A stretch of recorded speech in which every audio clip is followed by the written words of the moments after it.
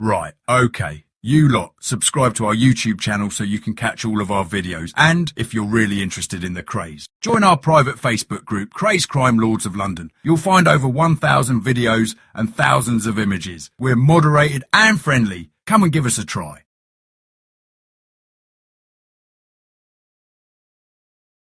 These are the Kray twins, Ronald and Reginald. Me and my brother, we're going to rule London. Violet, their mother, who was immensely respectable. I mean, I knew her really quite well. She was a sort of Cockney Queen mother. And, you know, her boys were her bunny rabbits, and she never, you know, their boys would never do anything. And she genuinely believed it. They idolised the mother. Not so much the old man. No, they used to have their rows with the old man because he didn't like what they was doing. You know, no one likes their children to be like they was. The old grandfather was a hero for them. He was called Cannonball Lee, the Southpaw Cannonball. He used to be an old boxer who then did musical turns. Well, it was like a normal thing, an old bare-knuckle fighter them days. My grandfather was a bare-knuckle fighter. Twins idolised it. It was honest money, hard money. And I think that was the reason why everyone in the East End wanted to box. There was a fantastic amount of kids in the area who got great pleasure going into the Krays gym, which was a room, a bedroom. They would put up a punch bag and a ball, and Charlie taught them how to box. I think he would have been British champion quite easily, quite easily.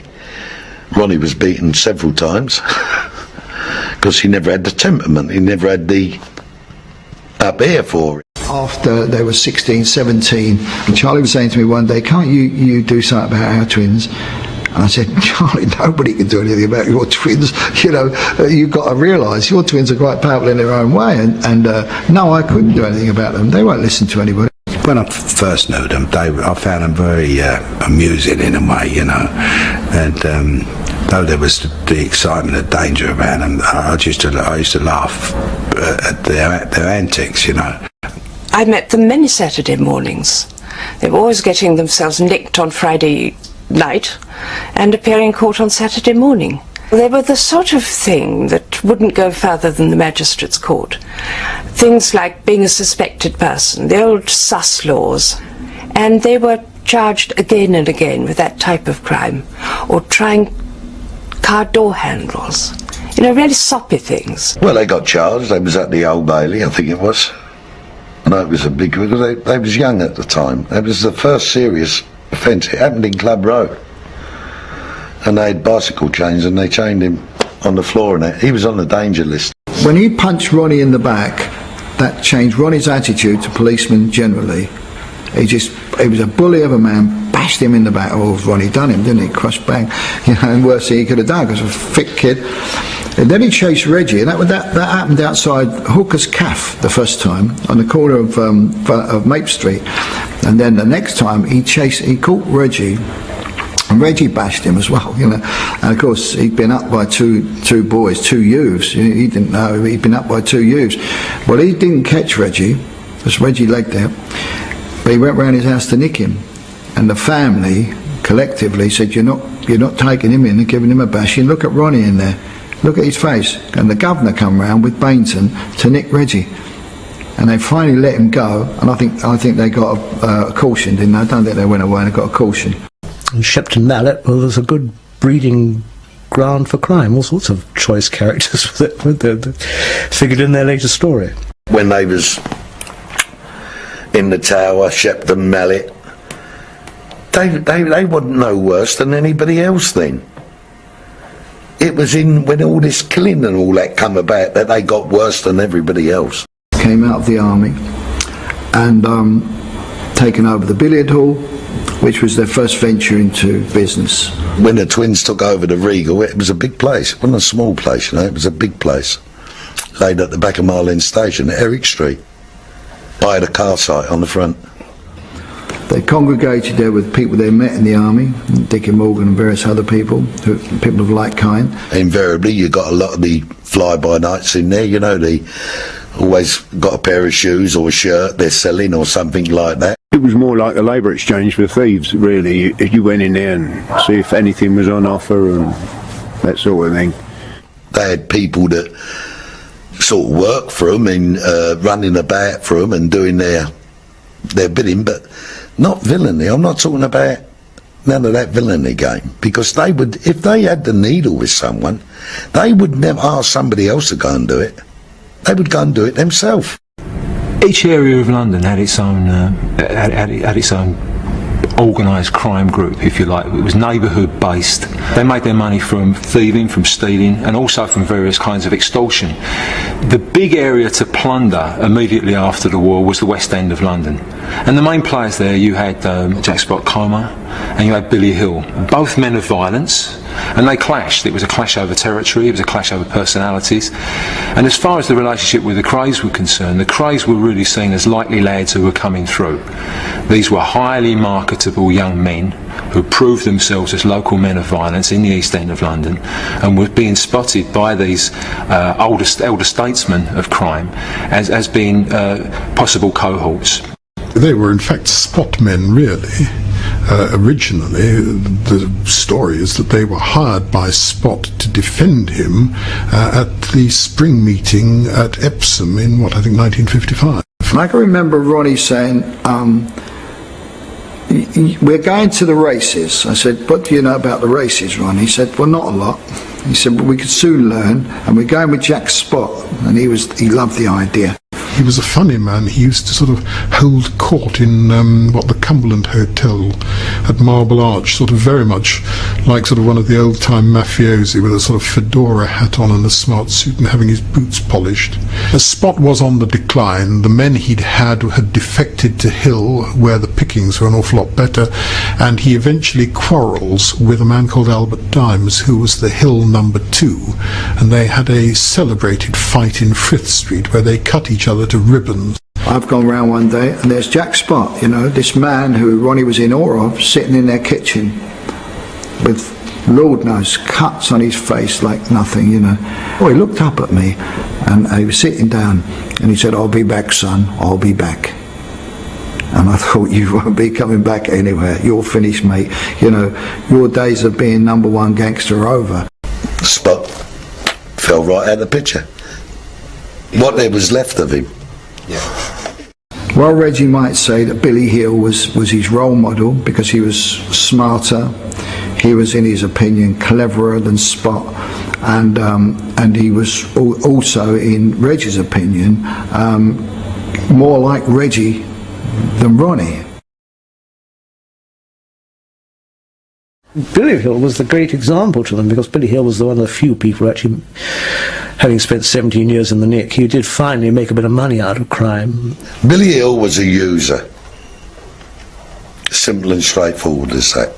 They was being used to use violence on other people for a pittance. And they wasn't satisfied with having a pittance. They said, well, we'll have the lot. There was a big meeting held in Clerkenwell where it was decided what certain people would get, what Jack Spot was getting previous. After that particular meeting, the twins was the governor of everything.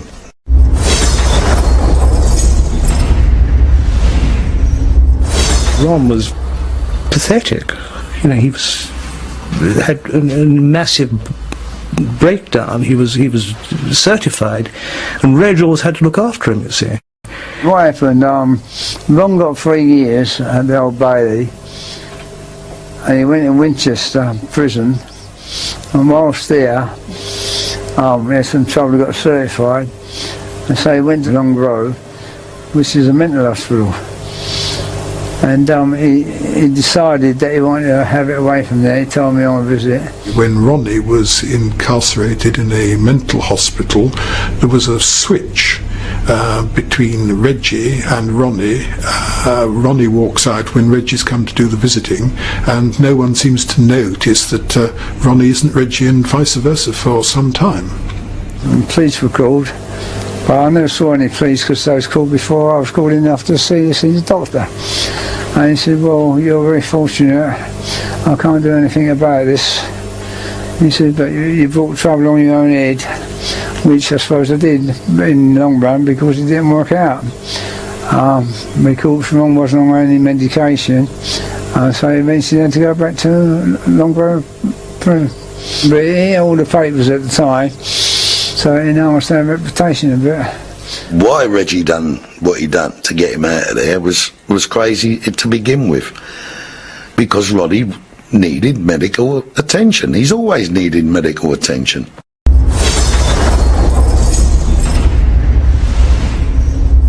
Reg started the Double R Club. The Double R means Ron and Reg in Walthamstow, and Reg became, even then, very keen on celebrities. Well, it was a big house, that's all the Double R was. I mean, it wasn't like a club at all, it was just 2 big rooms. And yet Reggie always loved that because it was the very first club that they'd actually owned.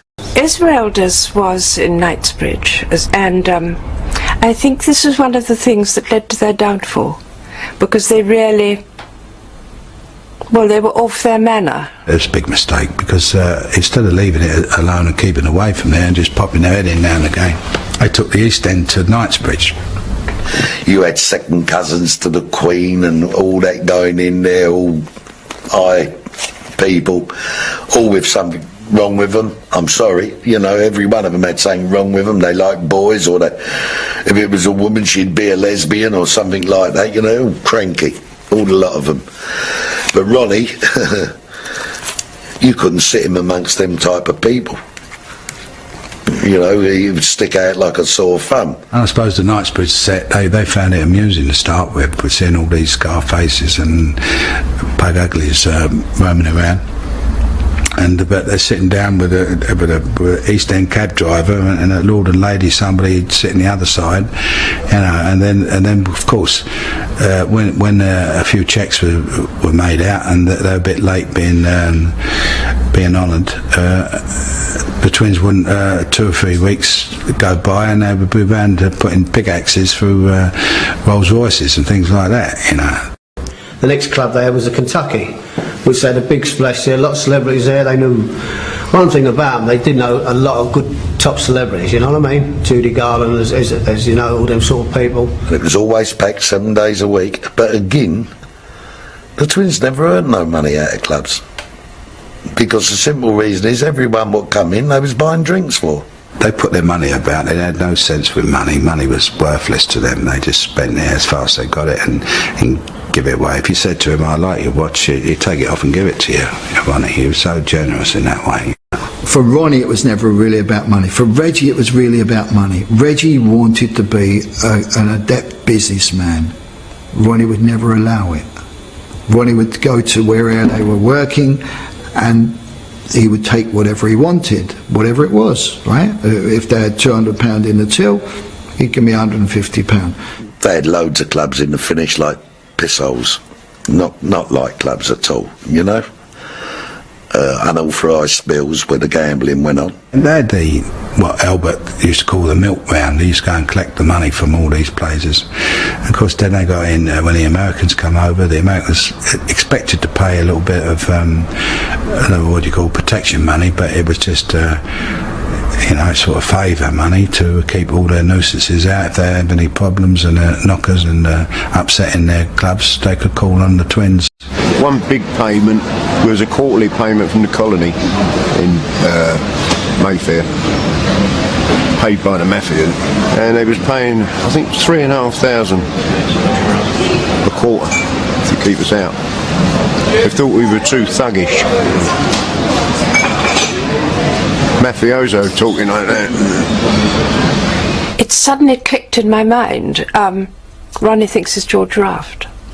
And Ronnie, I think, was in love with him. But everything he did, his way of dressing, his gestures, his way of speaking, everything was George Raft, and that's what he thought he was. And there they all were, in this background of 60s culture booming around the West End and the Chelsea set and this whole area. And they were this weird pair. And the weirdest of the two was Ron, and he became weirder and weirder and more popular, more and more talked about. Well, popular, he was talked about, he was feared, he was an unbelievable character. If a famous personality was coming from abroad or anything like that, they would take it on their back to meet them and be seen with them, to be photographed with them. And that in itself makes them a personality in their own right. How did you feel when you met people like Joe Louis?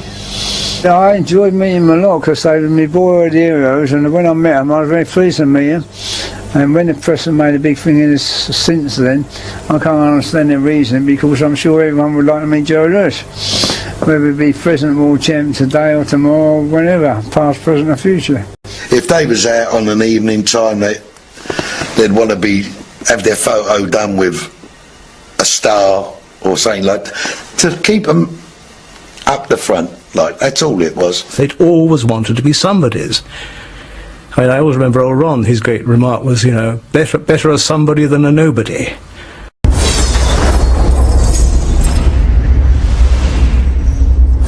It was like a family home, you know, and it was just a small little terraced house, and the twins and the mum and dad slept upstairs.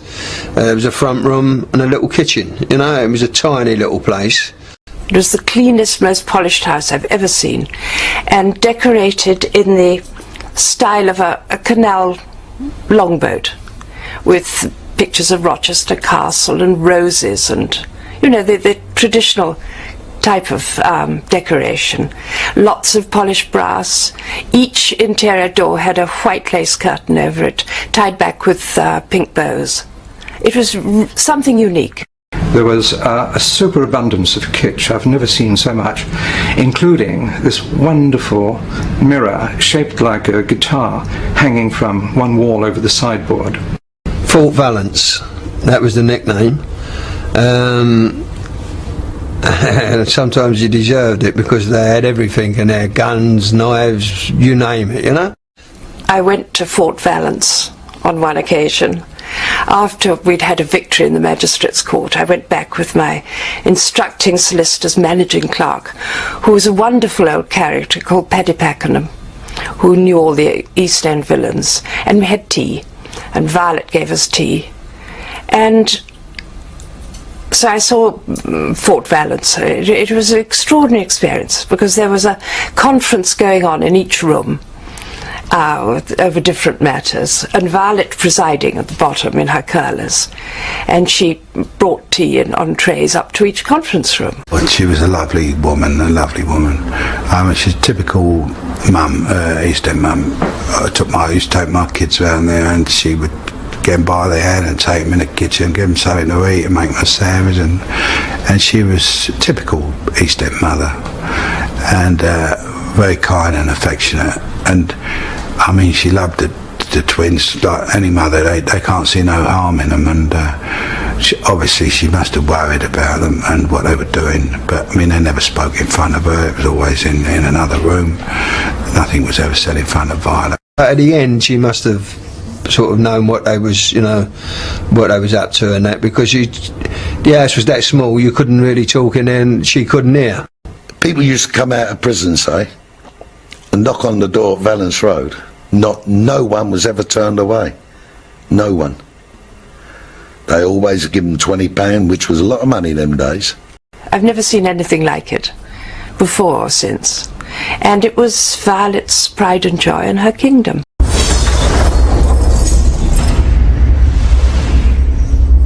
There's no question, Ronnie Kray didn't want to do anything other than be a gangster. He knew there was money in being a gangster, but the power was more important to him. He wanted to be Legs Diamond, Al Capone. He wanted to be the Colonel, you know.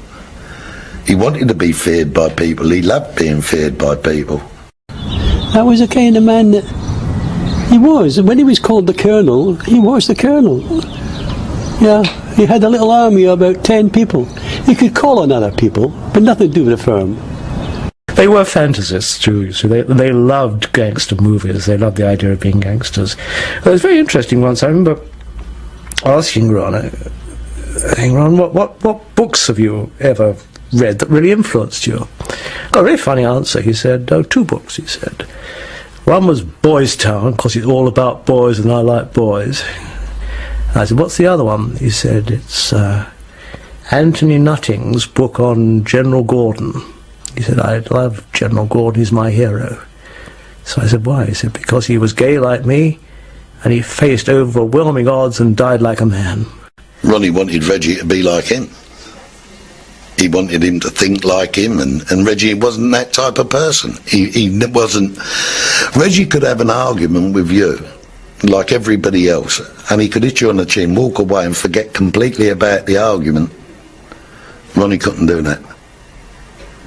You know, Ronnie would, mentally, he would want to really hurt you, and hurt you bad. Ron was terrifying. He wanted to be. He really could look so evil. I mean, just hear Ron say, "You cunt," was in a way no one has ever said it in my life before. You wouldn't insult Ronnie. You wouldn't say one word about Ronnie. Because if he heard of it, he would come looking for you, yeah. He'd have a couple of midgets to come along, you know, because he had a touch of circus thing about, oh, do you stand circus stuff, you see. And these midgets would come and say, hello, they'd say, you know, we're friends of Reggie and Ronnie. If you don't tell the truth about us, we'll kill you. Bang, bang, you see. And the pub would roar with laughter at this.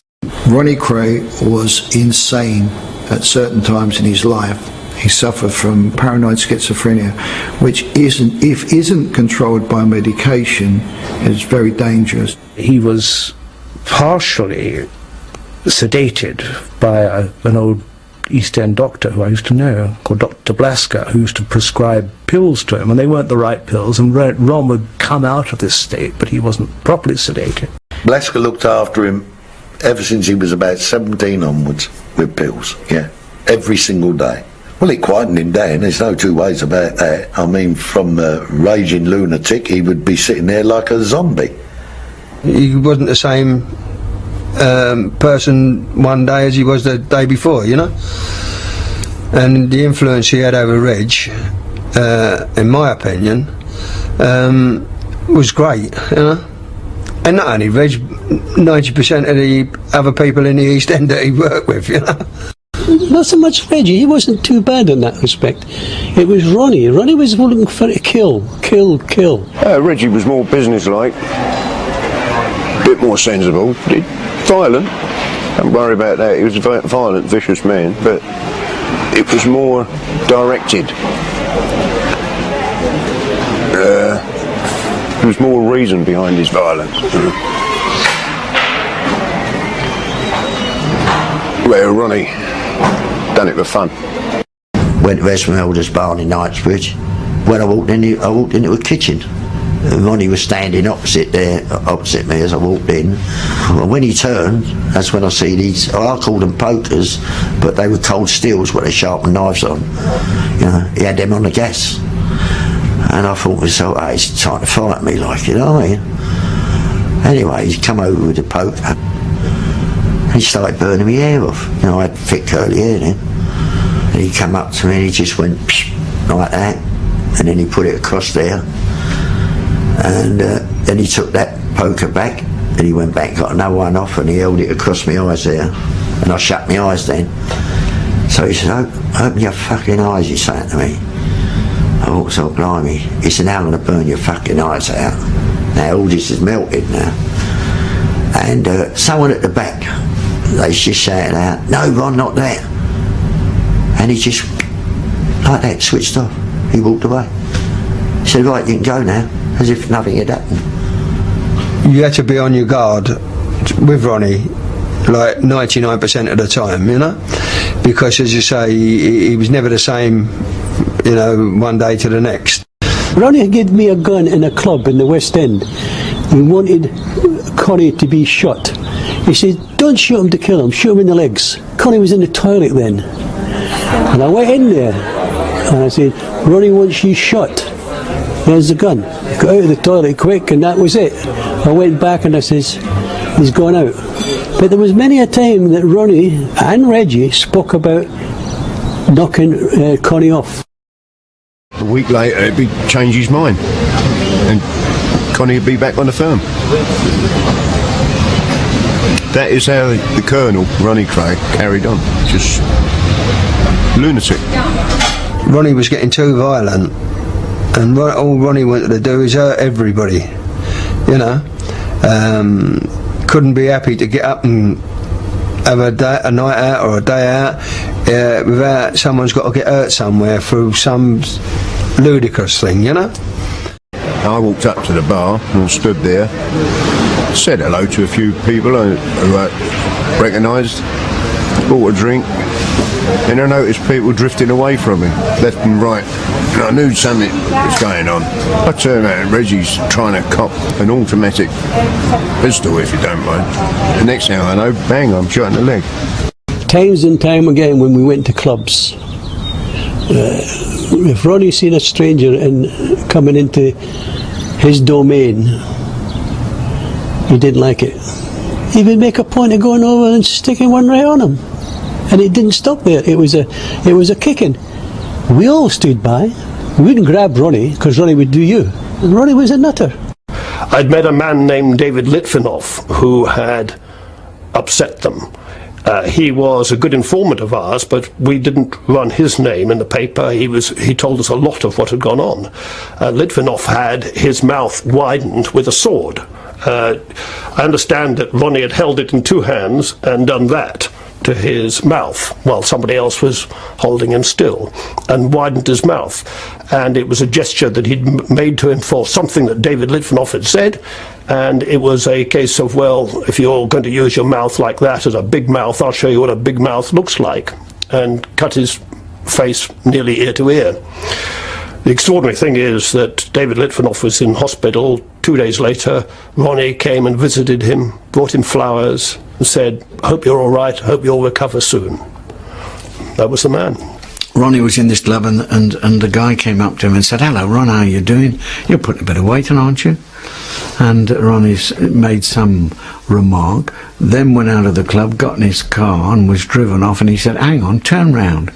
And they turned round and went back. It just shows how cold and calculated and then anticipatory he was about what he was going to do, because he went back into the club and he said, "Come here, you." Took him in the toilet and striped him down both cheeks. And they called this guy Tramlines. That was his name after that. Some people nearly died. You know, we would have to wrap them up in something to sort of stem the blood and then take them, drop them outside London Hospital or something. And that was regular thing. Little Mickey Morris, they beat the life out of him, like the two of them, you know, for no reason whatsoever. A young fighter, young ex-fighter, one of Ronnie's ex-boyfriends, again upset him for some reason, and he just took a Gurkha knife and just started hacking into him. Practically killed the kid. Face, head, hand, back, wherever it was possible to hit him. I think he wrapped him in a bed quilt of some sort, and again dumped him outside the hospital. Could have died from loss of blood if he hadn't been picked up straight away. I mean, they were always fighting.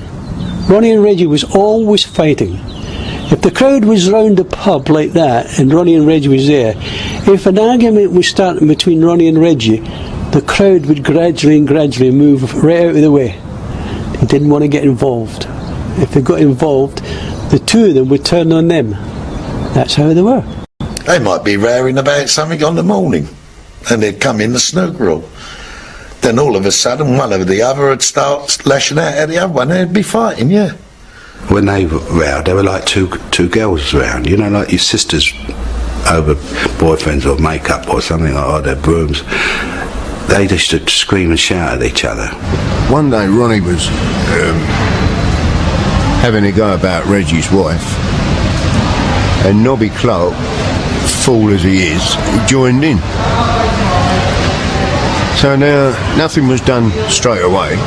They didn't work like that. It would register, They would save it up, use it when it was time.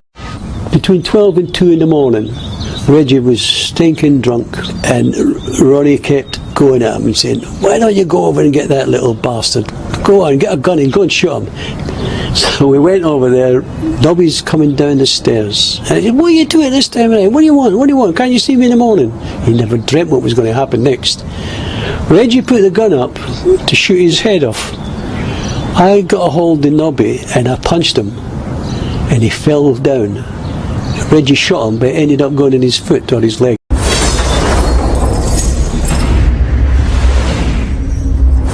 I think Frances had a raw deal. She'd have been better off not to even got with Reggie in the beginning, because you can't take a person from normal environment and put her into an environment like that.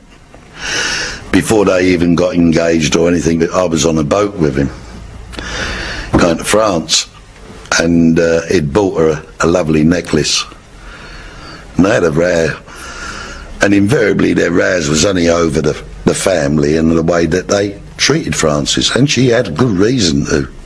You know, they didn't treat her nice at all. And what happened was she ripped the necklace off and threw it overboard. Frances wanted a different life, that she didn't want to be out all night long in clubs and things like that. You know, she didn't want that. Lewis Chester, a colleague of mine, and I went to the wedding of Reggie Kray and Frances Shea. Reggie entered with his bride, and a hymn was struck up by the organist, which the congregation didn't know. I could see Ronnie Kray, who was best man, becoming very fidgety in his pew, and he kept turning round with an irascible look in his face. The organist played on, and Ronnie finally got up and strode down the aisle, and he said in the loudest stage whisper, "Sing, fuck you, sing." They wasn't left alone to be husband and wife. He couldn't stay another night like an ordinary person could. It'd be a phone call and he'd have to go to this pub or that club, and you know, or Ronnie had want him, and it was like really having a if you're married into a big family, having a family interfering in your marriage, and that's what it was like with him and Ron, you know. The hostility was there, continuous, because Ronnie used to really go to town with her, you know. Reggie told me he didn't know how to touch a woman to excite her. Didn't want to hurt her. So he said, didn't want to hurt her, didn't know how to touch her. It's a shame, you know. Frances' mother revealed that her daughter's marriage to Reggie Kray had never been consummated. The marriage quickly fell apart. When she broke up from him, I had to drive Reggie around to that house 4 or 5 times a week, and he used to throw little stones up at the window. She wouldn't come to the window a few times, but then once or twice she would come, and we'd just go away and leave me alone. She just didn't want it on.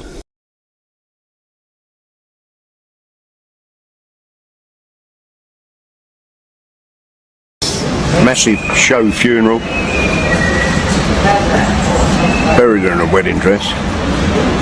Open coffin. My main job on that day was to make a note of everybody who we knew who hadn't sent flowers, which I thought was pretty sick myself. There you go.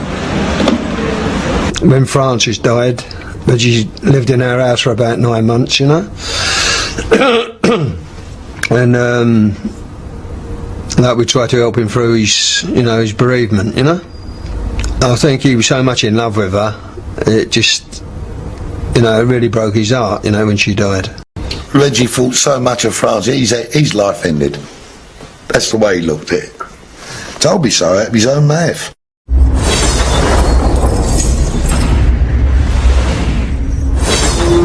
For some time, the Krays had been competing with a rival firm from South London, the Richardsons.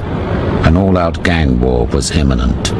Ronnie always wanted to shoot somebody who was in the firm from across the water. He hated the Richardsons, absolutely hated them. He always thought that the Richardsons would come along with the guns and there'd been a right shootout. We'd all been paired off, given a name, an address, where they drank, girlfriend's house, wife's house, all that information. And we were just waiting for the off. The call to arms never came. The Richardson gang were involved in a shootout at Mr. Smith's club in South London. There was a desperate fight in March 1955 between Eddie Richardson and Frankie Fraser, who were business partners on the one hand, and some people called the Haywards and their friends on the other. More or less everybody who'd been in the club was charged with a fray, and that took out really most of the Richardson, if I can say, team. George Cornell was one member of the Richardson gang not present at the shooting. When the Richardsons went down, that's when they went after Georgie, you know. But I don't think they'd have done it if the Richardsons wasn't in prison, you know, because he was on his own now. All the others were away. He was on the pavement fighter, George. He could have a rat, George. Yeah, couldn't he, Tom? He could, yeah. And he had no fear. He was the only man, I swear to God, that I ever see. He came into the Grave Morris pub, you know, one day, and Ronnie's with his little boys, you understand? And he came in on his own. The farmer there, if you like, all the crap, and they went to get him a drink, and he went, no, he said, I don't drink with you and your little puffs. And had his drink and walked out. But it wasn't long after that the old nail was gone in the coffin, you know what I mean? And it was he was on top for him, you know what I mean? What happened was the next night, after the fight, Cornell goes to visit a man in hospital in North London, and whether out of bravado, whether out of just recklessness, or whether he'd never thought anything was going to happen at all, goes into the Blind Beggar. Ronnie Kray went to the pub with Ian Barry and Scott's Jack Dixon and shot Cornell dead. He says, drive me up to the Blind Beggars. So as we're going up there, he sticks a gun in Ian's hand and says, here, put that in your pocket. And he tells me where to pull up. He goes in, he couldn't have been in there any more than about 3-4 minutes. The guns went off. Ian didn't know what to do. He took the gun out and he shot at the ceiling. I could never understand why he went down for murder. Ronnie gets into the car, so he'll laughing his head off. I've done it. I've actually shot him. I've shot that bastard Cornell. I just done the bastard, he said. Drinking in our manner. Took it as a bit of an insult. He was quite convinced that he'd done the right thing and sorted him out. I know Charlie Richardson in his book said that Ron needed his sacrificial victim. And I think, you know, Charlie Richardson, who was a smart guy, he got it right. I think he was his sacrificial victim. Hey, to get shot for calling someone a fat puff, wow, that just shows you the state of Ronnie's mind in the end, you know? We had a girl, a nurse in a London hospital, giving us hourly updates.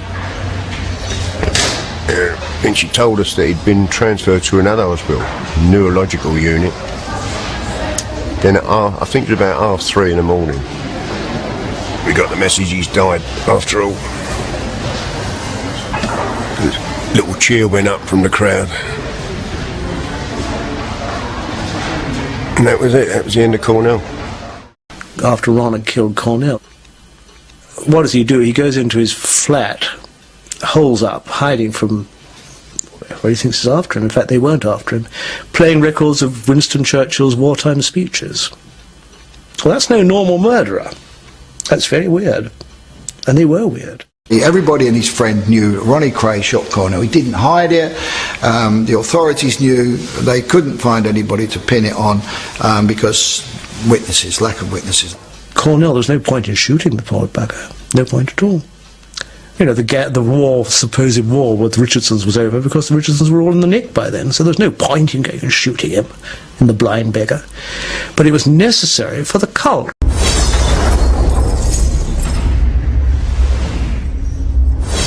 By December 1966, the Krays felt invincible. To enhance their growing reputation, they hatched an audacious plan to spring one of England's most dangerous criminals from Dartmoor prison, Frank Mitchell, the Mad Axeman. He had been in the system since he was about 12, and he'd never been out of it. His first conviction was for stealing a fairy cycle. And the dreadful thing was that from that moment, his life had a ghastly inevitability in it. He went to industrial school, it was called in those days, but what now would be a secure accommodation. And then he went to Borstal, and he went through the system. He never got out, but every time he entered a new institution, he got into more trouble within the institution. He'd been flogged and birched and incarcerated for most of his adult life, the most recalcitrant of all prison offenders, and then had suddenly turned completely into a cooperative and yielding kind of a prisoner, so that he was able to go on to a working party. For a con, he had a pretty good life on Dartmoor. Come and go as he pleased. They give him a sort of free rein. Like letting him feed the ponies. So they were taking girls down there so that Frank Mitchell could enjoy them, and they were taking money down there so that he could go off. And when he was supposed to be working on fences or under the supervision of a prison officer, he was off to Tavistock to buy another budgie. Most people, they say, oh, I'll be out in 4 years, 3 years, 2 years, whatever. They know their release date, but Mitchell didn't. He was complaining about this, and Ronnie said, don't worry, we'll get you out. Come and work with us. Mitchell was to be brought out of prison to join the gang in order to give weight to their firm when they enjoined in their battle with the Richardsons.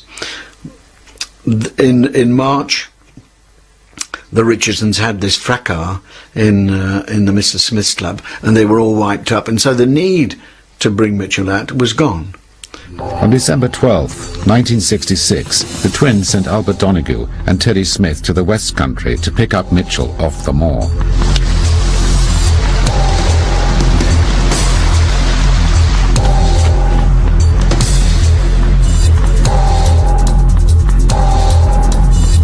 The day we picked Mitchell up, we came up from London, came off the Exeter Road, over the hill here, parked up here as was already planned. But in actual fact, we didn't think it was going to happen. But Teddy Smith went in the phone box to the reason for being here. It about 20 minutes, and then Big Frank strolled round the bend here, as though he owned the place. In the car, got him changed, took a big bloody great Tarzan type knife off him. Then we packed all his prison gear up and chucked it over a hedge, where it was found a couple of days later.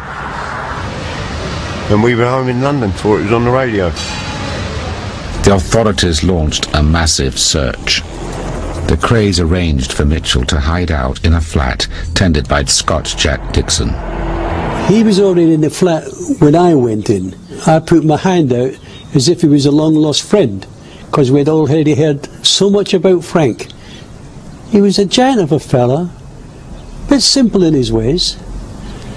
I dare say that you couldn't pick a fight with a man like him. I don't know why the twins thought they could control him when all the authorities, psychiatrists, mental institutions, Rampton, Broadmoor, they'd all failed. That they, for some reason, thought they could control him, but they couldn't. Met Teddy Smith, who was the driver on the Dartmoor pickup. He fancied himself as a bit of an author, and he would go there every day and write these letters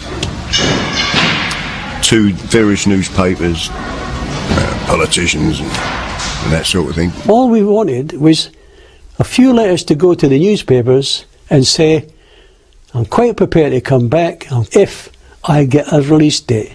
When we got the first letter printed in the newspaper, I bought papers and fetched them back in.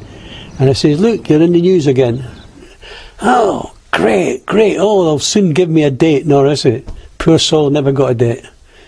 And the days went by and he was getting restless, very, very restless. Anyway, I went and seen Reggie. I said, Reggie, somebody's got to come over and see him. He's doing his nut and he wants to see one of the twins. Just said, would you like a young girl, Frank? You know, like calm him down. And he said, oh yeah.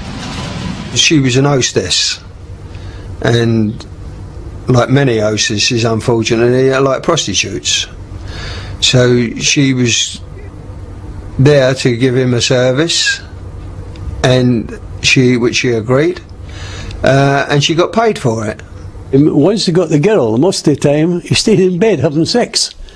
He used to get their meals in bed, both of them. And Frank fell in love with her, and in a way she liked Frank. They say she was kidnapped. She could have left that flat. It was only an ordinary council flat. She could have left there any time she wished to. I mean, he had to sleep, and while he was asleep she could have got up and walked out the door. We wouldn't allow her to use the phone. She was a prisoner. Not that she knew about being a prisoner, but she was a prisoner because Frank didn't want her to go. Then he started getting a bit edgy, and he said if the twins didn't come and see him, he'd go and see them. He knew where they lived because he'd been writing to him when he was away, and they took this as a threat. And this plot was hatched. Get rid of him. They had their reputation to live up to, and if they offered him up to the police and got him arrested, sent back to prison, how would that look and how would that stand? So Ronnie being Ronnie, he wanted him to disappear off the face of the earth. I could perform these sort of tasks without any problems, and I've always said, I said, but this is the last one. When I said, you know, I'm not getting involved in any more after this, you know, this is it. I said, do this one favour for me, you know. And it was Christmas, building up to Christmas week, and I've got a business to run, I've got kids, I've got the boozer to look after, and all the things that were going on at the time, bits of aggro indoors. I mean, you get all this, and then this is on top of it all, you know. It's the last thing I wanted, I needed to do, or be asked to do. I was very reluctant, really, but I give me word, I said I'd do it, I'd take care of it. It was a plot between Charlie, Reggie, Freddie Foreman. I was present in the house, but not in the room. There was another guy, the guy who owned the house. And then they came out. Charlie came to me. He said, I want you to meet Freddie, Canning Town Bridge. Make arrangements to get Mitchell out of the flat, because he trusted me, because I got him off the moor. So I was used to get him out of the flat, separate him from the girl. Telling me he's going to the country to have Christmas with Ronnie. And Ronnie don't want any women running around the place. He went for that. Led him out of the flat, into the van. He left the flat with Frank Mitchell and walked round the corner, and he was to just put him in the back of the van and go back to the flat. Why? For whatever reason he climbed up in the front, I don't know, because he wasn't supposed to do that. On the left hand side is Freddie Foreman and Elfie Gerard. Callahan gets in the passenger seat. Once the door slammed, they started firing. Then Mitchell's still moving and groaning on the floor. So Gerard said, I'm empty, give him another one, Fred. Now he leaned forward and done him behind the ear. The situation in the van got out of hand, and it had to be done there and then. Yeah. It wasn't the plan. The plan was to get well down the road. But things don't always work out as you expect. We all heard the shots, and we commented on it. Well, Lisa was the first. She screamed, they've shot him, they've shot him. She wasn't a fool, the girl. I got out of the van all right, walked away. still wasn't quite sure whether I'd get one in the back of the nut or not. But 5 minutes, maybe less than that, Albert come back and says, he's gone now, get your gear, Lisa, I'm taking you to Reggie. But Albert assured her, nothing will happen to you. I briefed her, I said, when you go and talk to Reggie, don't mention bangs, otherwise you'll go swimming. I said, you just go there and you say, where do you think Frank's gone?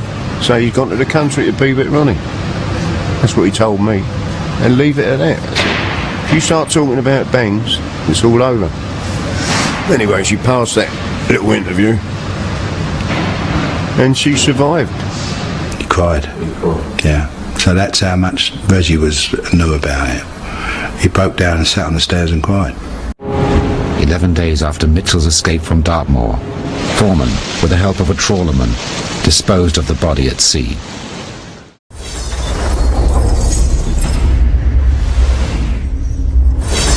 Ronnie's thirst for murder was out of control. Reggie found it increasingly difficult to resist Ron's violent demands. In October 1967, matters came to a head. A local villain, Jack the Hat McVitie, had upset the twins and was unfortunate enough to be in the wrong place at the wrong time.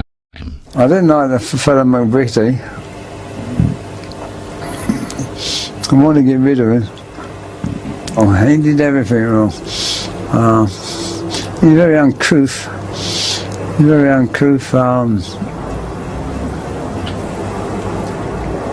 He's loud and aggressive, which I find is a vexation to the spirit. And indeed, he was just something that was stood for everything I despised. Whenever I see the film Mean Streets with De Niro playing the part of the guy with a hat who causes all this mayhem, that's Jack the Hat, that character. When I look at it, you know, completely untrustworthy. He didn't care tuppence about them, Jack. He wasn't frightened of them. No.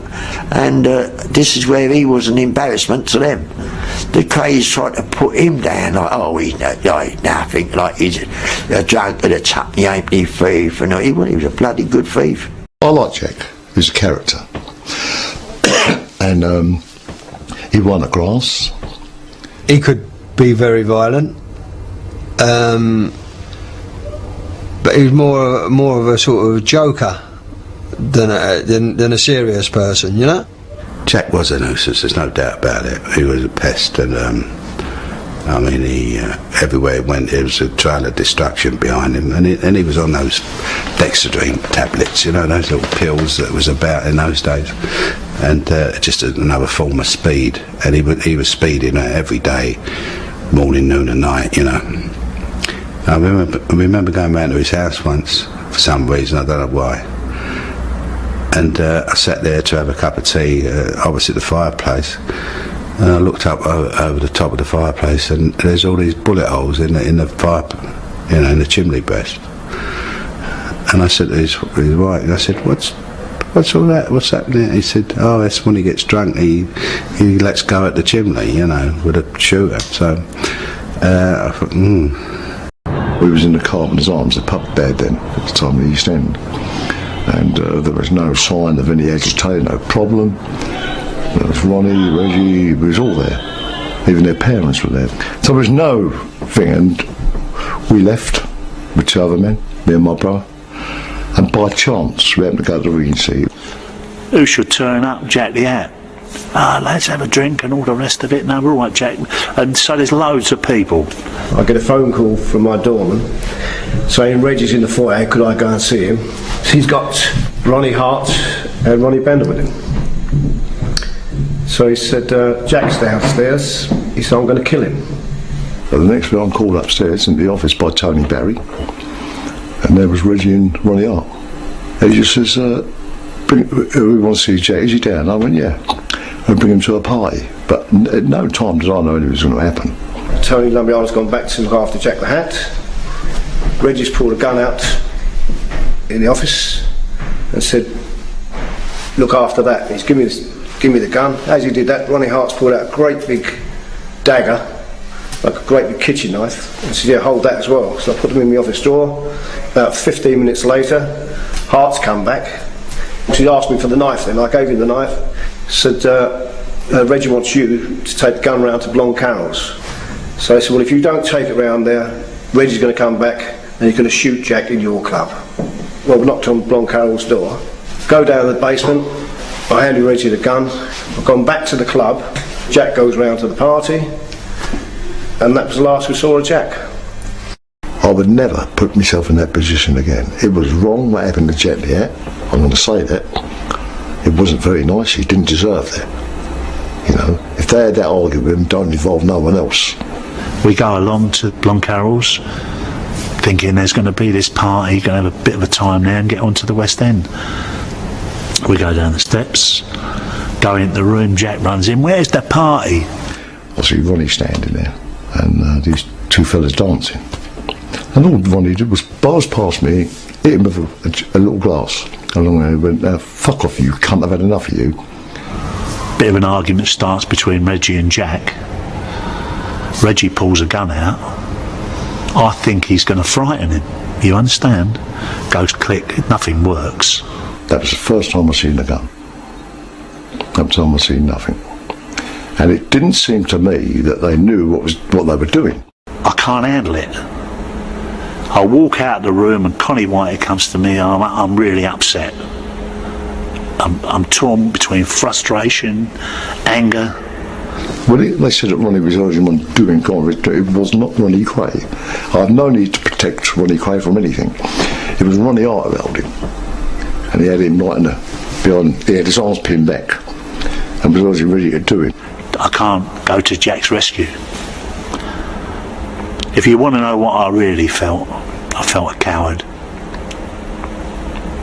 It's hard. I never see the knife. I don't know where the knife come from. It was over before it happened. And Ronnie came out and said, what's the matter with him? And Connie said, well, he's upset about all this. Ronnie said, take him home. It didn't seem real. It didn't seem real. And next thing is, cool, people are going everywhere. What happened between him leaving that pub and meeting him at the Regency, something happened in that short period of time, within an hour. Yeah, I had a bit of an argument with Ron, didn't I? I had conflict with Ron, didn't I? And it spurred me on, you know. The guy was at the edge of a nervous breakdown. His wife had just killed herself. He was drunk, he was drugged, he was dominated by his homicidal old twin. These were all the things that it was about. He stood there, and the words he says to me, fucking get rid of that, throw under the train, that was it. Now I'm in the picture, fully in the picture. And it's not even my argument. Nothing to do with me.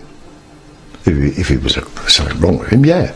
Well, a lot of the people around, I think, were involved, and they were drinking too much. A lot of the other characters in the scene, who I won't name, I think a lot of other people do. It was a mess. It was something that got out of hand. It should have been controlled. Shouldn't have happened.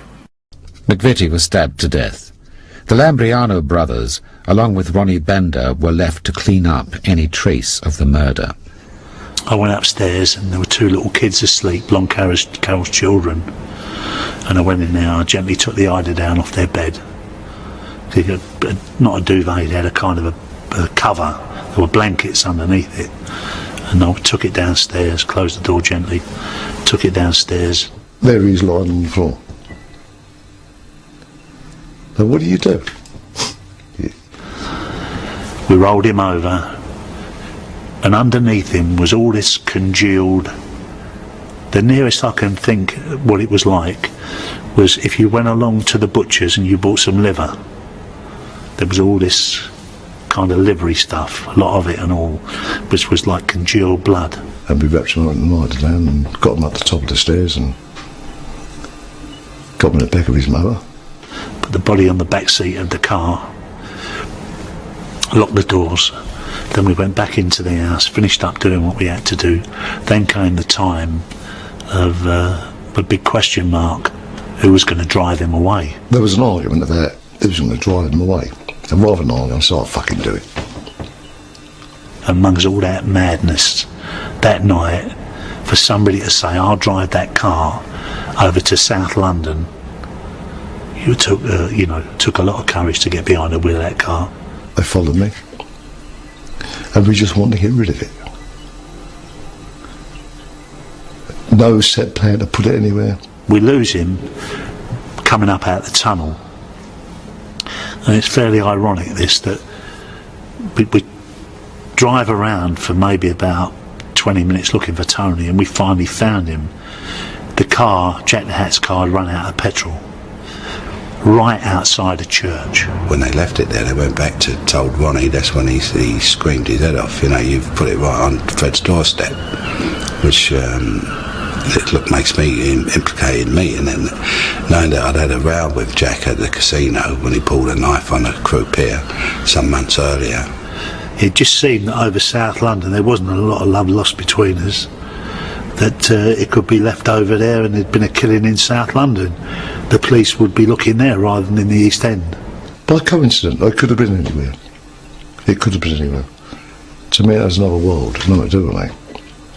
It was never done. It was just one of them things. We dropped Ronnie Bender off at over at the other side of the Blackwall Tunnel down in Popular. What we weren't to know, that Ronnie went and found Charlie Kray and told him he'd done it all. We weren't mentioned.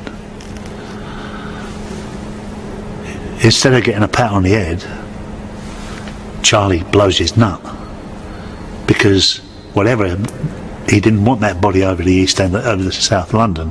That put it firmly on somebody else's doorstep, on Freddie Foreman's. Again, Freddie Foreman was asked to dispose of the body. Reggie had committed a very public murder. It was Cowley and Hart who came over to my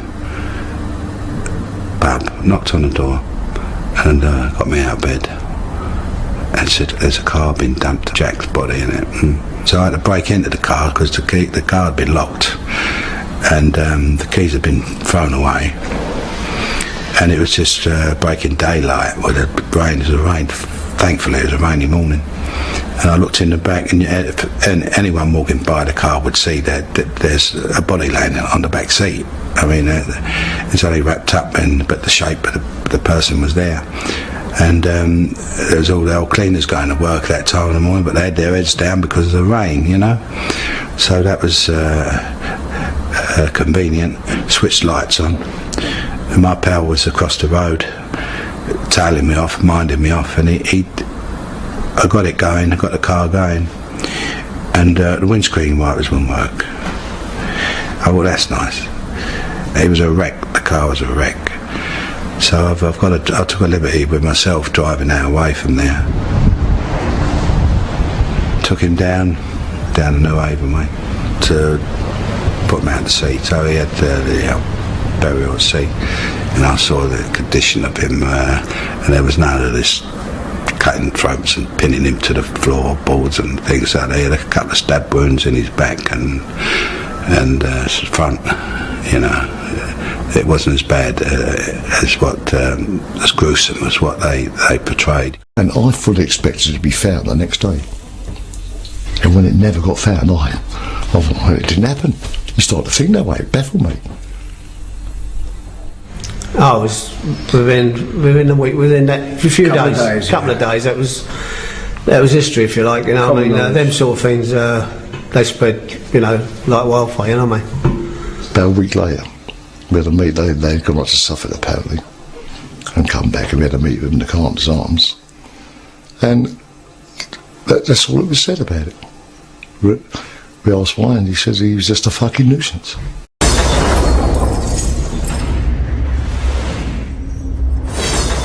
On the morning of May 9th, 1968, the Kray twins and other members of the firm were arrested by Nipper Reed and his team and charged with the murders of George Cornell, Frank Mitchell and Jack the Hat McVitie.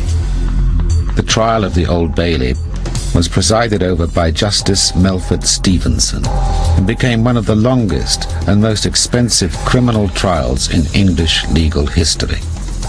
When I started the investigation, I'd become a superintendent and posted to the murder squad. I'd made it. And then I went in to see the Assistant Commissioner, and he said to me, congratulations. Now, Mr. Reed, he said, I want you to do the Krays. I think we thought the best evidence probably was Cornell. If we won that and then went on to McVitie, the publicity that was associated with the first trial was such that it could be said we couldn't get a fair trial on the second one.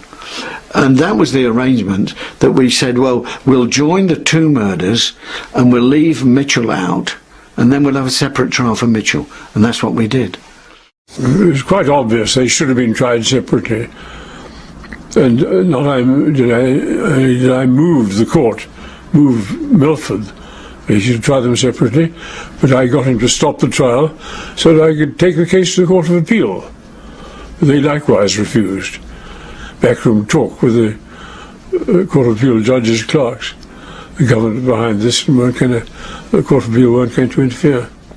Really, it was the fact that these two murders were alike in so many ways, because they'd been committed by criminals who were conjoined, not only because they were brothers and twins, but because they were leading the same gang, and that there was the same motive, or there was the lack of motive that impelled us to say, well, there is a relationship between the two that can be established, and it was accepted. I think they had a good chance of getting off if they'd been tried separately, and I don't mean the two twins separately, but the two murders separately. There were 10 men in the dock. Only 2, Ronnie Kray and Ian Barry, were on trial for the murder of George Cornell. The remaining 8 men sat in front of the jury, awaiting their trial for the murder of Jack McVitie. Ian Barry had to sit through the whole trial of the evidence against the gruesome evidence in the case of McVitie. It was nothing to do with him, and similarly, the other defendants like Bender, Whitehead, the Lambrianos had to sit through something that didn't concern them at all. And of course, in my view, it was tainted and prejudicial. I don't think it's happened since or would ever happen again. Well, it's one of the great trials of the 20th century. One of the great criminal trials. It's a great show trial. It was a mafia trial. And they conducted like a mafia trial right from the very beginning, when the police convoy brought them into the Old Bailey. Each of the jurors had a policeman to be responsible for him. The convoy coming up from, I think it was Brixton Prison, every day was enormous, sirens every day. It had been announced before the trial that it would take a different route each day for security. It was really the police, or the Home Office through the police, trying to pretend to the jury that they were likely to be mobbed at any moment by someone representative of this gang. And the mere fact that the leaders were all in jail and all on trial didn't mean there wasn't a big gang threatening them all the time. The security that was adopted in bringing them to court and taking them away was absolutely necessary. We were talking about 2 people and a gang who committed brutal murders, and there was no possibility that they could be allowed to be conveyed to court in any other way. Oh, it's incredible. Sirens and motorbikes. I mean, they should start. We used to get to the Old Bailey in record time, 16 minutes, I think, from Brixton Prison to the Old Bailey. These screaming sirens and motorbike outriders, the Krays are coming. There'd be crowds everywhere. And holding back 30 or 40 people at the end of the road, don't go down there, it's too dangerous. We're all in a van for back there. I'm sure that the jury and everybody around it was affected by the heavy security. Of course it tainted the jury. I mean, all the whole circus must have tainted them. Every single night, the television had come on, the news, we'd be on the news. Every single night. Now, it was a trial by publicity. Today, many judges would have reported newspapers and television for contempt. The Krays, in my view, were killed by publicity. You're convicted before you even kick a ball. Game, set and match. We made our own minds up that we're not going to be any part of them, which we wasn't. Yeah. And there was no way on God's earth that we're going to use their solicitor, their barristers. And so we picked our barrister and our solicitor. Firm solicitor, a good solicitor. And, we went our separate ways. It was established early on by his counsel that he was going to give evidence, and the substance of that would be that he was under duress from the Krays during the whole of this exercise, and that took away from him his freedom of action. Well, it was terrifying because there was 10 of us in the dock, and I was the only one there pleading for myself. The rest were as a mob, and I had to be really on my toes going in and out of the dock every day. I think really and truly there was so much evidence against them. The twins should have put their hands up and said, look, we'll take it, because they was apparently offered the deal that you take it, like you put your hands up to it and all the rest can walk. They expected them to go down with them. That was their sort of like a death wish they had, We're going down, you've got to come down with us, we'll go together. That's not right. They wasn't responsible for what the twins did. When each of them was arrested, I interviewed them and said, look, this is your one opportunity. You will never get another. I'm telling you now that I'm going to charge the Krays with murder, and there may be other cases as well. You've now got the opportunity, if you choose, to come on the side of law and order, to make a statement to me and tell me all you know about the Krays, and this is the only opportunity you'll get.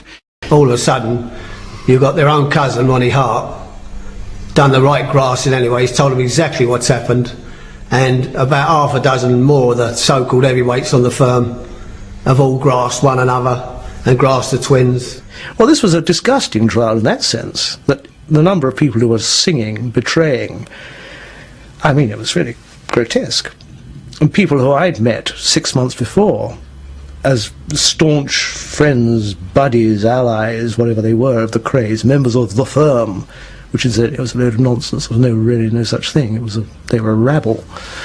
But all these guys, and suddenly there they were, large as life, saying how dreadful the Krays had been. I pleaded guilty because I had no chance. The charge was harbouring Frank Mitchell, and I told him never read what it was all about. And then he says, can you tell me about the Cornell? I said, yeah. And Ronnie said, we got Scotch Jack is going to take Cornell's murder.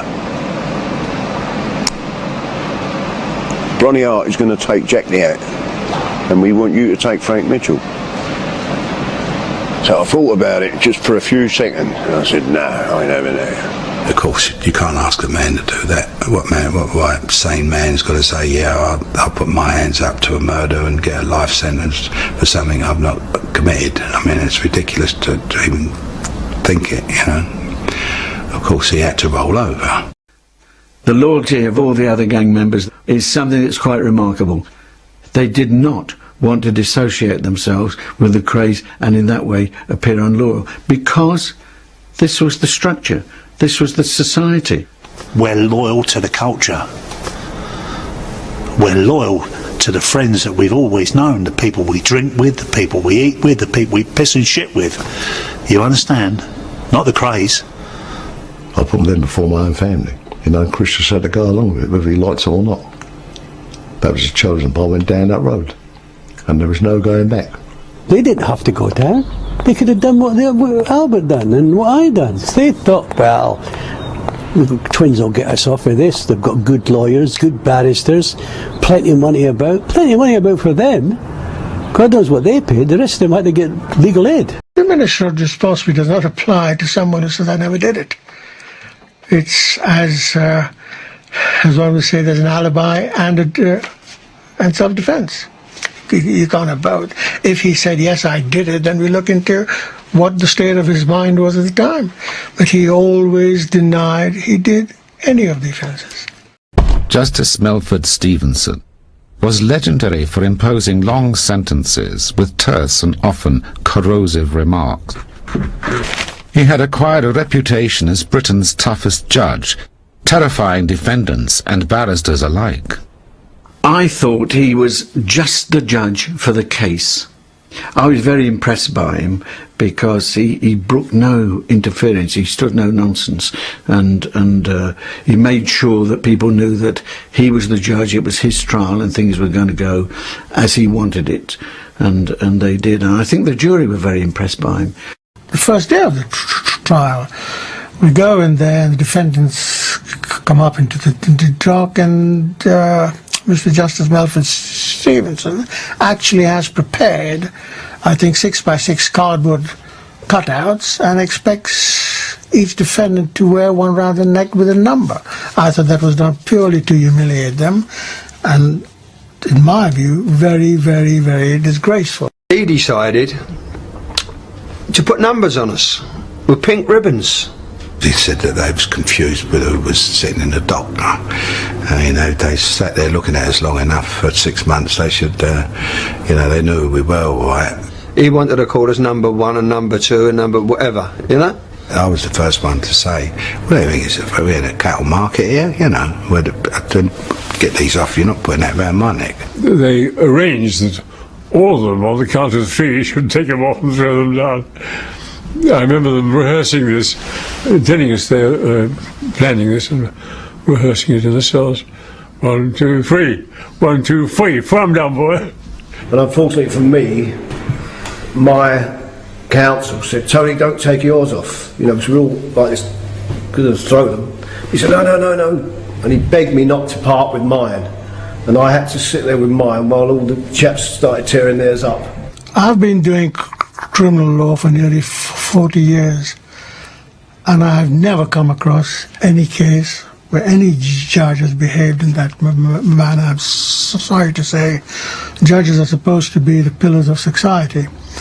He was a High Court judge, and I think throughout the trial he treated everyone with contempt, besides the prosecution, but it was totally unfair.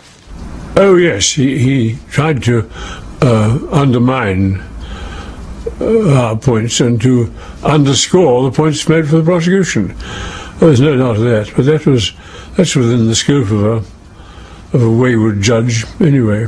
If any good point was being said by defence or witness, the judge would turn to the jury and literally smirk and turn his eyebrows up. Things like that don't go on transcripts, unfortunately, and so it's very difficult to lodge an appeal on those grounds, but it happened. Everyone saw it. Well, you hear that, members of the jury, you know, a nod and a wink, as it were. You see what they're after. You see what the defence is after now. That sort of comment. The judge was continuously rude to John Platzmills, quite unnecessarily, and I think it got to the stage one day Ronnie jumped up in the dock and shouted at the judge, "You leave him alone, he's doing all right." The thing that struck me most at the time, which was quite odd, was the class aspect. I found something deeply unpleasant about it. It was much more than just a murder trial. It was as though the upper classes had rounded on these two upstarts and thought they'd teach them a jolly good lesson, which they did. I think Reggie was aware of what was going to happen to him at the trial. He certainly was. He looked absolutely haunted. He looked terrible. But Ronnie was as smug as a bug in a rug. Happy. I think he loved all the eyes upon him, yes. And you would have thought, and the way he came in each day, came up the stairs and looked to the public gallery, I mean, as though he was in the theatre. I think he enjoyed it. He said something like, "You can understand that if I wasn't here now, I'll be having tea with Judy Garland." Ronnie saw me from the dock, and he wrote me a little note, which I still got, because I thought it was so funny, saying, "Dear Miss Lethbridge, you are more beautiful than ever. When I get out of this, I'm going to take you to the moon."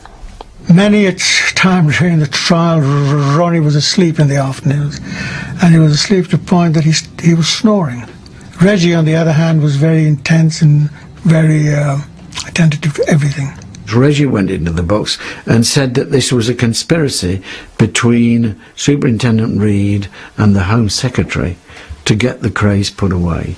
Well, even if that was a thought, it wasn't the way to introduce it.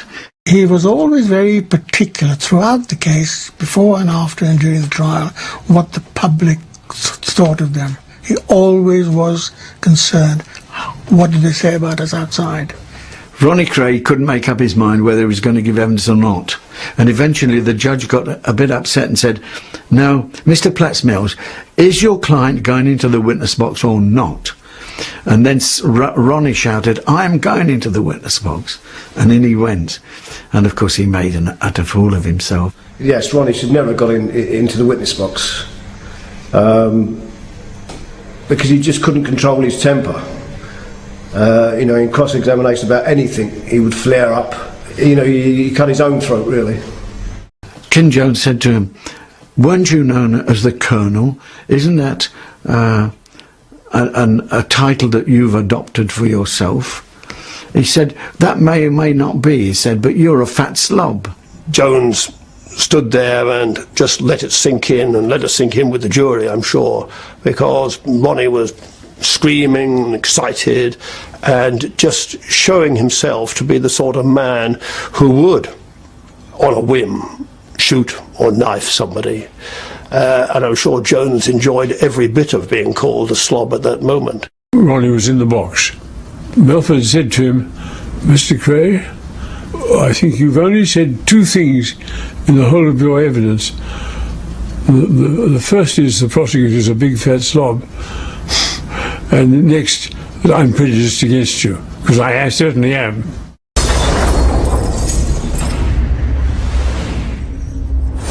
Mr. Foreman, I want you to ask me simply by saying yes or no. Have you all reached a verdict in the case of Ronald Kray in the first indictment? Yes. Have you reached a second indictment? Yes. And then went back to say, "And then how do you find Roger?" And he said, "Guilty." And then he said, "Guilty." And I was looking down like this, and I couldn't look up. My eyes were full of tears. It was a bit of a... all the work that we'd done was justified. Ronnie Kray, 30 years. Ian Barry, 20 years. Ronnie Bender, 20 years. Reggie Kray, 30 years. Charles Kray, 10 years. Tony Barry, acquitted being under duress. Chris Lambriano, 15 years. Freddie Foreman, 10 years. Tony Lambriano, 15 years. Connie Whitehead, 7 years. Well, the judge was so carried away by the duty he felt he had to put down the whole tribe that he dished it out to the lesser members as well. I never thought that Milford would swing with such violence. I wasn't surprised at the sentences in any way.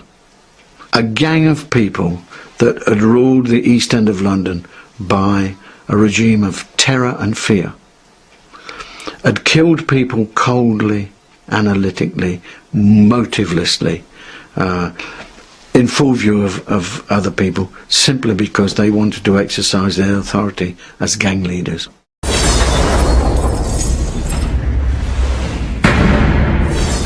Reggie would have been in a place like this. This is a cell, it's not wide and it's not long, and you never felt the cold until you've been in somewhere like this.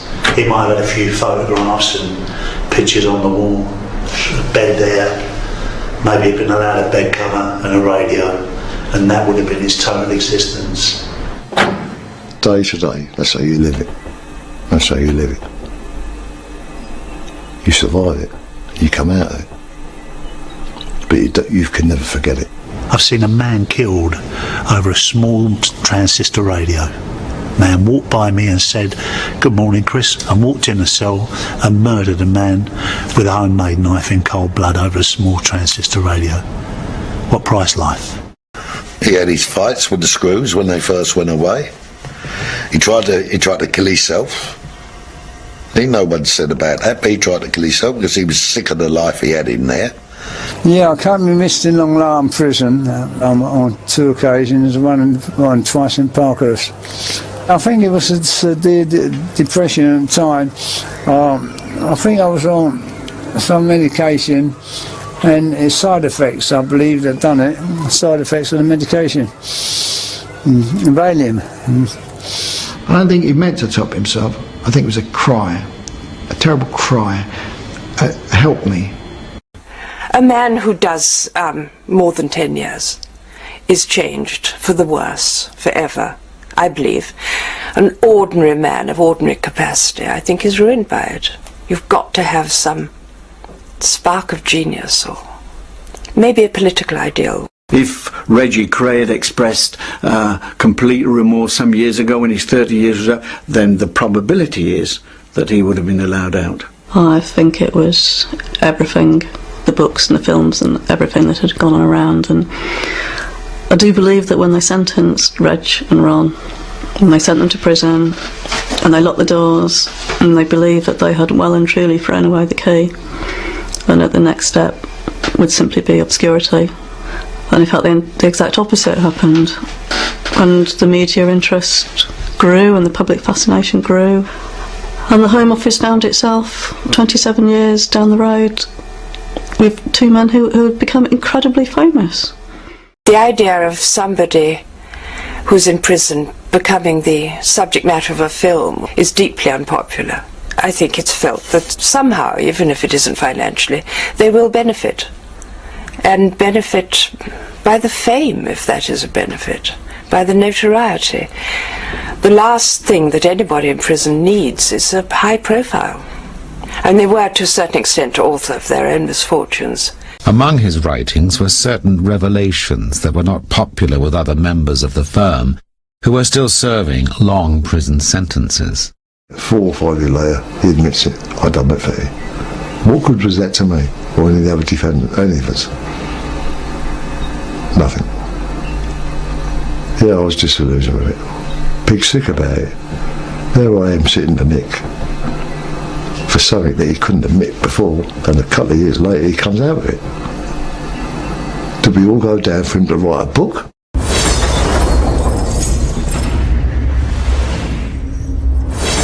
Ronnie Kray wanted a traditional East End funeral, and his family made sure his wishes were respected down to the last detail. Among the masses of flowers was a tribute from Reggie which read, "To the other half of me." And then came the message from Reg.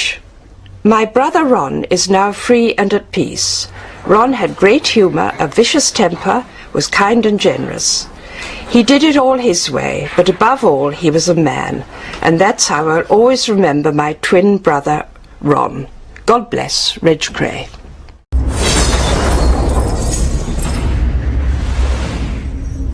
There's rumours. I think Nipper Reid would be able to tell you the answer to that. I would imagine that would be Teddy Smith. Teddy Smith was a homosexual friend of Ronnie's, and Smith suddenly disappeared. He showed up in the Regency, drunk as a skunk, shouting about Mitchell.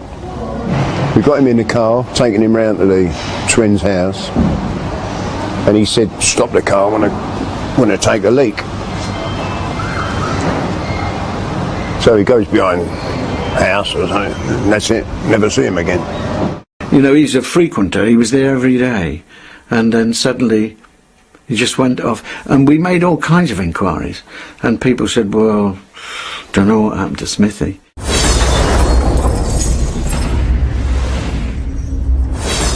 The vice the twins had, Reggie and all at times, was boys. That was their vice. Of course, we knew Ronnie was, fancy boys. We knew that from the days of the early days when he told Charlie. He said, "Well, be quiet on this, Charlie." He said, "You might as well know it." He said, "I'm bisexual." Well, Charlie was dumbstruck. He looked at him. He went, "What? I can't believe you, mate." He said, "Well, you like men as well as women?" He went, "Yes." He said, "If Mother can cope with it, she knows, so can you." And he walked away. And that was the statement when he first admitted openly, I'm bisexual and I'm proud of it, so I don't care who knows. And Reggie was also bisexual. Being gay then wasn't like being gay now. It was sort of all have to be hid under the carpet type of thing. We was at a party one night in the East End, And I went looking for my mate, Harry Abrams, and he was with this girl. Anyway, I went in the wrong room. I opened the wrong door, and there was Reggie giving the young boy one. And I thought, God, and he come out, got hold of me, Reggie outside. He said, "You're dead." He said, "Don't you breathe a fucking word of this." He said, "You're dead." I think they being their macho image they had, they would like, to me, they wouldn't show that side of their nature or their character. They didn't want me to see that. And I never suspected Reggie. I thought Reggie's always been a straight guy, you know. I think he fought it in the beginning. I think it came out when he was in prison more than anything else. He certainly liked the company of women, and he was debonair, and I'm sure there's quite a few young ladies who've been to bed with Reggie, I can guarantee that.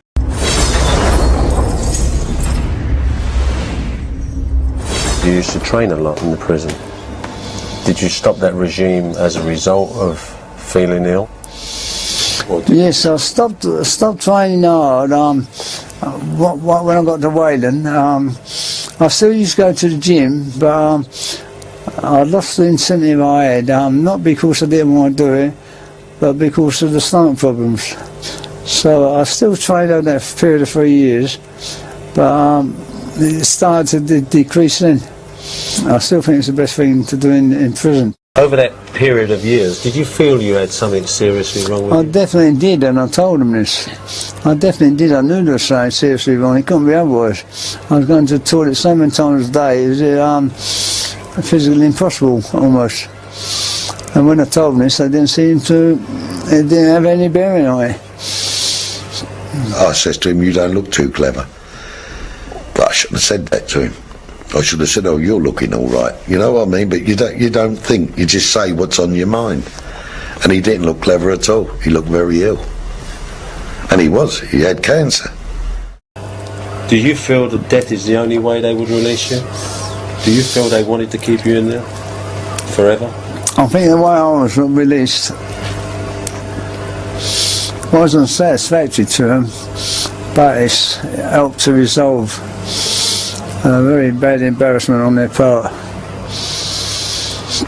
So that's the best. They got a good deal with it. They got a good deal. They found a way out, but I still fell in front of them.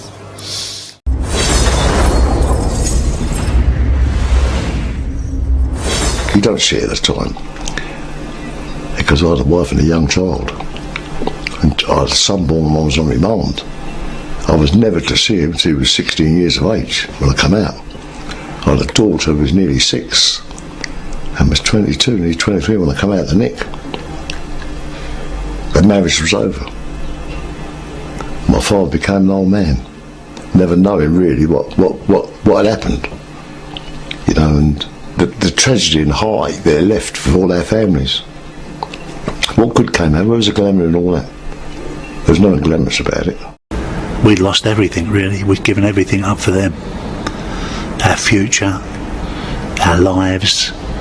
Our club got ruined after the trial. In a matter of about months, the police revoked the licence and put us out of business. It's like the association, the smear it rubbed off on us, you understand? 1970, that was it, it was all over. It's really a Cockney tragedy. It's a very, very sad, god-awful story. The idea of it actually encouraging anyone, or anyone wanted to be like the Krays, is another part of the sadness, because it's something sad in our own society, which makes heroes of people like this. What better message can you put out to the would-be gangsters of today, or the criminals coming up? These are the heroes you look up to the youth, and say, well, look what happened to them. The 3 of them have all died in prison. I find it hard to believe they're all gone, sitting here tonight. But it seems to me that that's the way it had to be, one or the other. It was a warning that if you do this, or you do that, this is what could happen to you. And I think that was the message left here over the years. Prison life is a waste of time.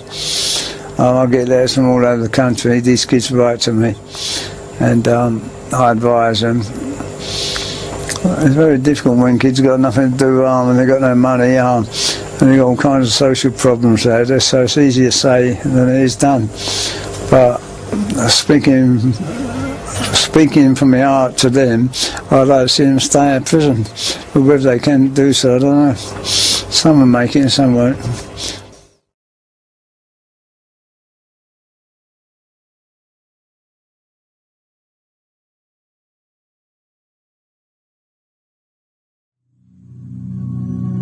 Thank you for watching. If you enjoyed the video, please join our Facebook group. It's called Krays Crime Lords of London. We're a friendly, moderated group with over 1,000 Kray and other celebrated gangster videos available for view. There's also thousands of images in the photos sections. The link for the group is in the YouTube description section. I hope we see you there soon. Leave a like and subscribe.